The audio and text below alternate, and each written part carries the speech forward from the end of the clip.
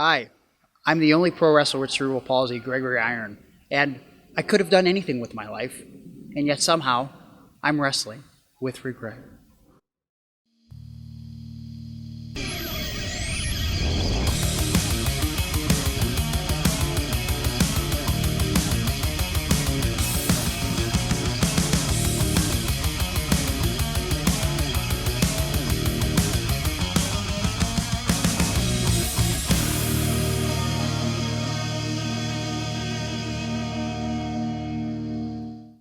Decades from now, when the history books are written, probably by people with way too much time on their hands, I believe Impact Wrestling will go down as one of the all-time great federations. Not just for their classic matches, or the stars they made, or the stories they told, but for their complete and utter unwillingness to die.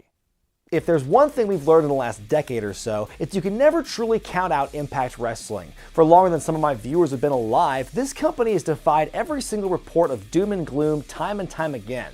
It wasn't too long ago that our social media feeds were clogged up with terrible news that TNA was on death's door, workers weren't getting paid, TV contracts are running out, tales of backstage incompetency, and possibly being bought out by WWE, until some last-minute money showed up or they fell into another smaller cable network or whatever other crisis du jour just went away on its own. And man, oh man, did Impact make some moves lately. Moving to Access TV after their parent company bought controlling interest in the network is really big news. I mean, sure, a good number of people at Access are losing their jobs over this, and the future of New Japan on American television is now uncertain, but one thing's become clear, and that is that wrestling in America is in the midst of a full-on arms race. Between Impact's moving to Access, New Japan doing more US tours, AEW's impending TV debut, and NXT's subsequent move to primetime, not to mention everything MLW's doing lately, the industry is in the middle of a lot of big change at the moment, with a lot more to come. Something I once thought was impossible now seems to be coming to fruition. There's a war coming our way, and people are hyped for it. Impact's most recent move may have surprised a lot of people, but by this point surprise is the last thing we should feel when they find yet another way to stay in the fight. 15 years from now, AEW may come and go, but Impact will still be running shows. As far as I'm concerned, they're going to keep running till after the sun dies out. Though the former TNA has historically been dumped on a lot on the internet, I'm always willing to point out the positives. Sure, I've covered what's objectively one of the worst storylines they've ever done, but this week I want to look at one of their most popular and at times most divisive in Aces and Eights. Named after the term for the dead man's hand in poker, Aces and Eights was a faction within Impact, with a rise and fall similar to the legendary New World Order in WCW. Which makes sense, because if you followed Eric Bischoff's creative career at all, you know that after striking it big with the NWO, he's been looking to recapture that lightning ever since, and this is probably the closest he ever got to it. The group was portrayed as a motorcycle club hell-bent on running the entire organization, a choice that clearly capitalized on both Bischoff's passion for motorcycles and the popularity of the FX show Sons of Anarchy, which I will not be referencing today as I've seen exactly 0 episodes of this pop culture touchstone. That being said, could they have made it any more obvious what this group was based on?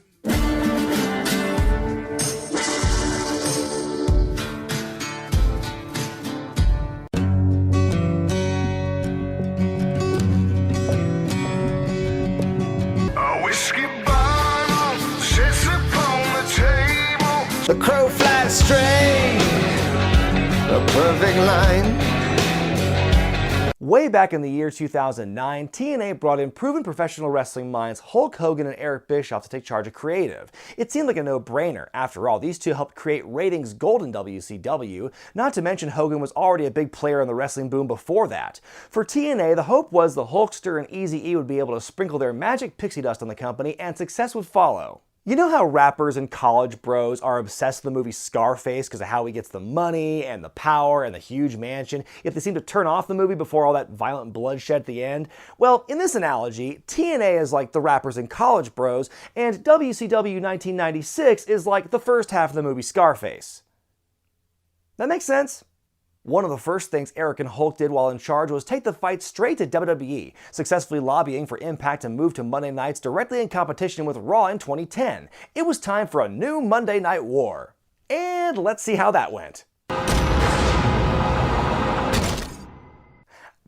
Another time, friends. 2 years after that hiccup, the brains of the operation dove into their bag of tricks once again to try some faction magic, a plan that officially went underway on a June 2012 episode of Impact. In the show's final segment, Sting was in the ring to talk about his upcoming induction into the TNA Hall of Fame, but out from the crowd came 3 men cosplaying as the same Road Rash character with the sole intent of beating down the Stinger. The fans were chanting for a Hogan save that never came as the show went off the air. You know who could have saved Sting here? A preacher in leather pants.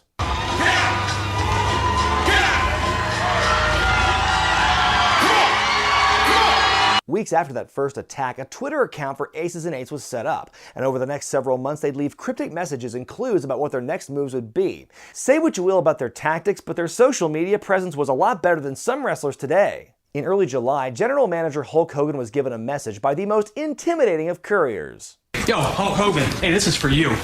Yo, we're not cowards. Oh, so this is how you come at me? We're not cowards. 1 week later, the group showed just how much they weren't cowards by ambushing Hogan in his office and attacking Sting from behind. Real brave ones, these. Though the initial attacks were against a major authority figure and one of the company's top stars, nobody was safe. From gutcheck competitor Sam Shaw to multiple-time world champ Kurt Angle and everyone in between, Aces and Eights was out to cause utter chaos. By the end of the month, the group's cryptic tweets were suddenly not so cryptic, saying that a storm is coming along with a picture of a cowboy hat. Gosh, I wonder who they're talking about. Thus began the rumors that the recently returned Cowboy James Storm was the man in charge of the group. The evidence seemed to be there. Whenever Storm was around, the team members would conspicuously avoid him.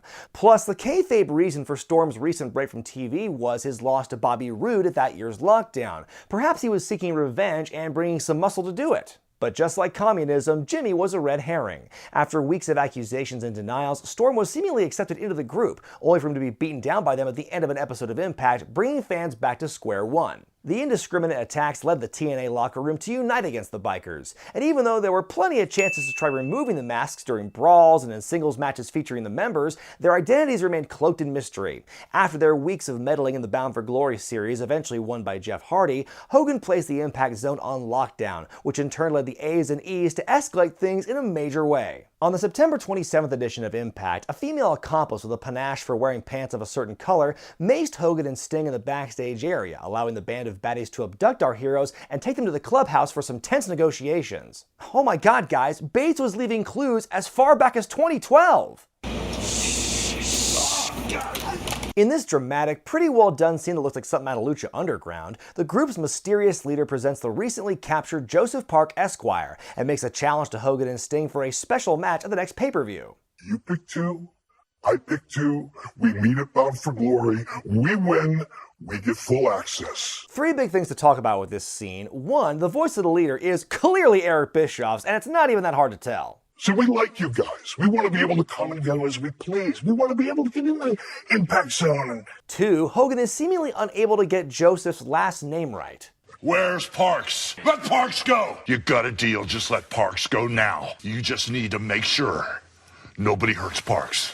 And 3, what the hell, you can't say crap on TV? You're a piece of After earning Sting's endorsement and with all their options exhausted, Bully Ray was given the chance to fight for TNA after shaking hands with a reluctant Hogan.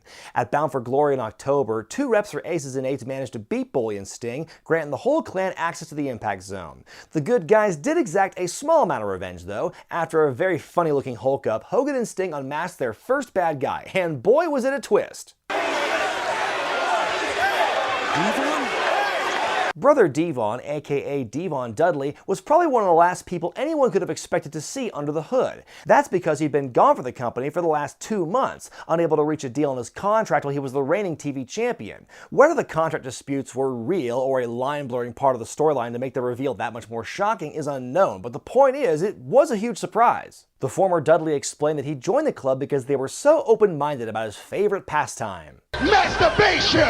What? I'm kidding, he just wanted revenge against Hogan or something. The Aces now had full access to the zone, which kept the locker room on high alert. They may have lost the battle, but the war was far from over. And in this new, emboldened TNA, you can say swears again. You people are the most no good, inbred pieces of crap I've ever seen! 2 weeks later, another member of the group was unmasked, the former Festus and future Luke Gallows. He was the director of Chaos, or Doc for short. After those first 2 unmaskings, the reveal portion of the story slowed down a lot until the first week of 2013. Not only did they recruit Mr. Anderson with the world's oldest currency, ladyfolk, on that same episode, another member was unmasked to reveal it was Mike Knox, the former jealous boyfriend of Kelly Kelly turned, holy crap, he just made me piss myself. At this point, I want to show my appreciation for the gang's weapon of choice, the ball-peen hammer.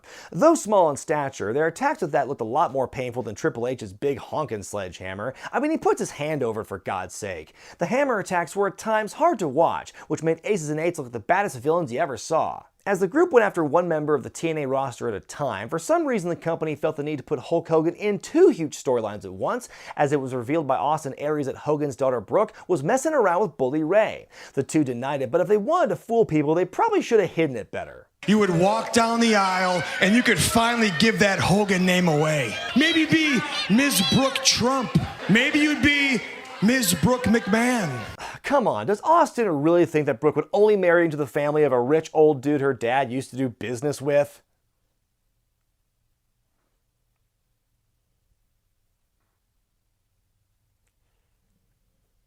I mean, when you think about it.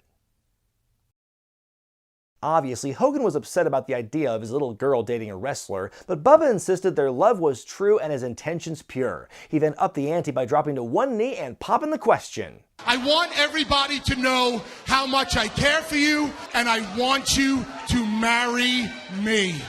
That's right, folks, a wrestling wedding was soon upon us, but you think Hogan and Bully would know almost better than anyone about the risks inherent to trading nuptials in a wrestling ring. Be that as it may, the blessed day took place on January 17th in front of God in the Impact Zone.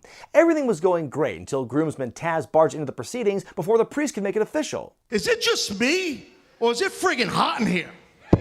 It has to be hard to upstage everyone in a segment featuring Hulk Hogan, but somehow Taz pulled it off, revealing himself to be a member of Aces and Eights before the rest of the gang ran in and beat everyone up. The reveal that Taz was an undercover member of the group this whole time served very little purpose. On one hand, having a baddie on commentary can make for some good moments. Ask anyone who watched Paul Heyman trade barbs with Jim Ross on live TV in 2001. On the other hand, Taz had been retired since 2002 and hardly ever did anything physical. Aside from providing heel commentary, he brought nothing else to the table. Why was he even joining in the first place? How can I not pass on the opportunity to take direction and to live by the vision of a higher power? Ooh, Taz, that's a phrase we try to avoid around here. We have to prepare for the eventual arrival of our higher power. The expansion continued through January. By the end of that month, a pair of second-generation wrestlers were heralded as the newest members. Wes Briscoe, the son of Gerald, and Garrett Bischoff, son of Eric. Tired of being overlooked and ignored because of their rookie status, the 2 decided to join the group. This after several weeks of them fighting the group. It's a wrestling trope that's as illogical as it is overused. I don't know, maybe it was an initiation or something. Whatever, it's gonna get weirder from here. Betrayed by the younger wrestlers who he'd taken under his wing, Olympic hero Kurt Angle raised hell at the clubhouse, even going as far as to discover the identity of the vice president. But in true cinematic fashion, Kurt stops just short of actually naming him. Oh. How could you, man? How could you? Are you freaking kidding me? Kurt seemed to want to let the group sweat a little by waiting to reveal the VP's identity, but the mystery would solve itself when Impact's lead agent D'Lo Brown appeared and sent Angle on a one-way trip to Dick Kick City. But seriously, who was surprised that D'Lo was a member of the group? Sure, he was wearing a mask, but the man's got a very distinctive head shape. But the biggest twist was yet to come. Fast forward to March 2013. By this point, Bully Ray was firmly a member of the Hogan family going into his main event match at Lockdown, a steel cage bout with Jeff Hardy for the TNA World title. The match saw Aces and Eights invade the ring, but even though it appeared that Bully and Jeff would set aside their differences for the greater good,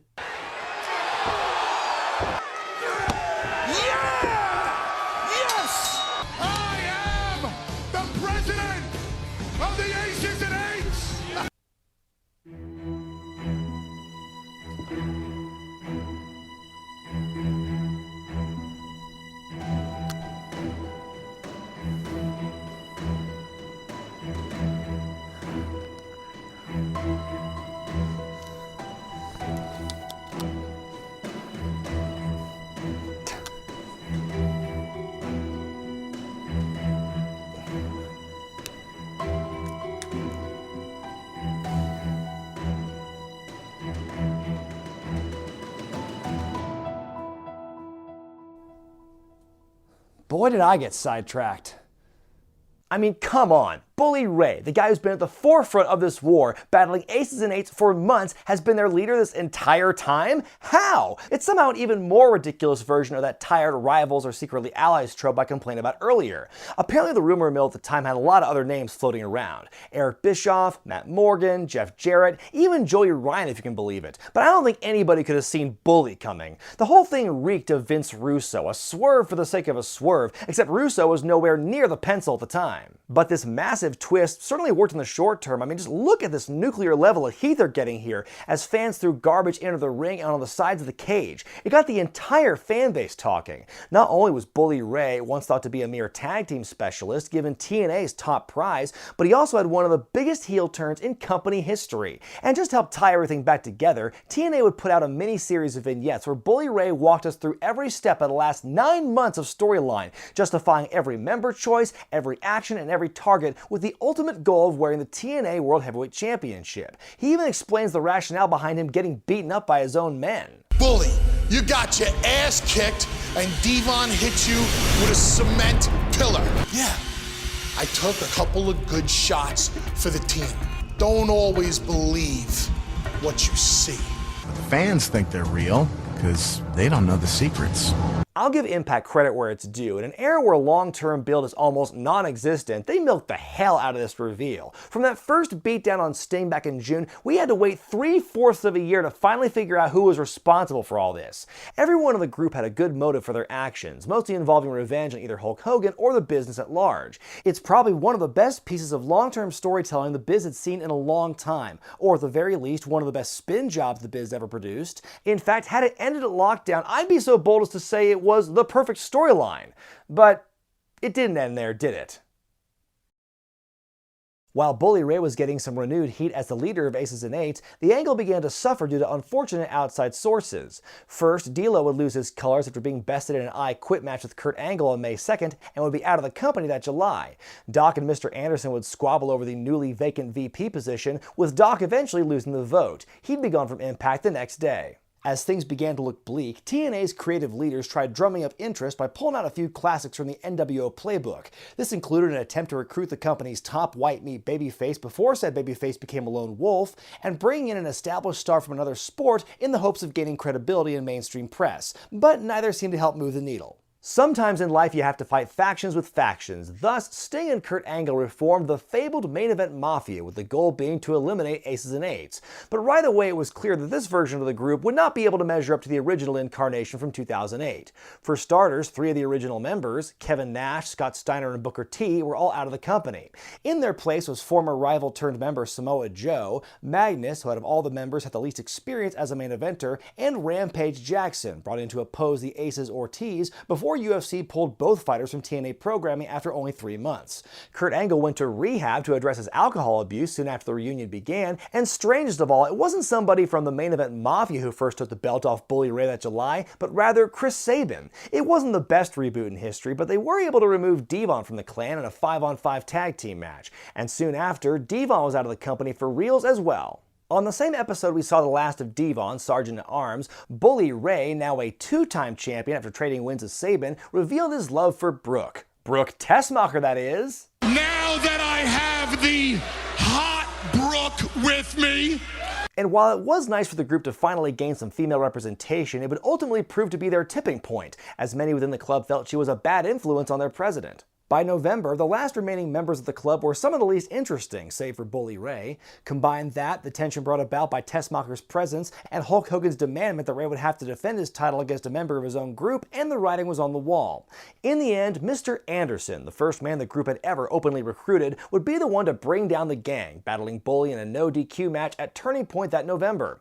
One table, hammer, and mic check later, the victory bell rang for Mr. Anderson, and per the stipulation of the match, Aces and Eights were officially disbanded nearly 18 months after their debut. The story of Aces and Eights can be split up into 2 even chapters. Those first 9 months of chaos, misdirection, and a final reveal that felt earned, if only in hindsight, and those final 9 months, where they went from being the hottest act on the card to being nothing more than a platform for Bully Ray that went well beyond its shelf life. I can't help but feel there's something very important missing with this angle, as creatives such as Bischoff and Bruce Pritchard have said in interviews and podcasts that it didn't play out the way it was supposed to. It's uncertain if they meant the member reveals or something else. While Bischoff has said the angle was incredibly successful in terms of ratings, attendance, and merchandise, the data I've been able to find seems to disagree. From the start of the angle until the end, viewership never seemed to get past 1.5 million people in a week, and 2013's yearly average rating was less than 1 point, the first time that happened since 2006. On top of that, live show numbers took a huge nosedive from September of 2012 to March of 2013. The company had to withstand a drastic downturn before things started to recover once the Bully Ray reveal happened, but when it did go back on the upswing, it was only to its usual numbers. It's hard to say if the storyline was a huge victory for Impact. Even if you ignore the not-so-great numbers and the occasionally confusing twists, that first half of the group's run was easily one of the best storylines going at the time across any company, and even taking its disappointing end into account, it's still one of the better invasion storylines of the modern era. It was no New World Order, but that's an impossible standard for anyone to meet. Impact made lots of big choices with this one, not just regarding how much time they spent telling the story, but with how certain scenes were produced and acted, not to mention their steady use of social media to further the angle off air. What also helped make the storyline work was the passion the performers had for it. According to D'Lo Brown, everyone involved was a fan of the FX show they had so lovingly ripped off, so they were happy to play the part. What made the demise of Aces and Eights so disappointing was that it felt like the creative on the back end of the storyline seemed so shoddy compared to the front. It seems like once Bully Ray won the title, the intrigue was gone and the wheels began to fall off. Contracts coming to an end certainly had something to do with the decline, but it was also hard to keep the momentum going after all the work that went toward the big reveal. The Aces and Eights angle was a long, at times bewildering story, but it remains an underrated high point of Impact's lengthy history. Be sure to give the video a thumbs up if you like it, comment below, subscribe to Wrestling with Regret, and buy the t-shirts at ProWrestlingTees.com. I'm Brian Zane, and I'll see you next time.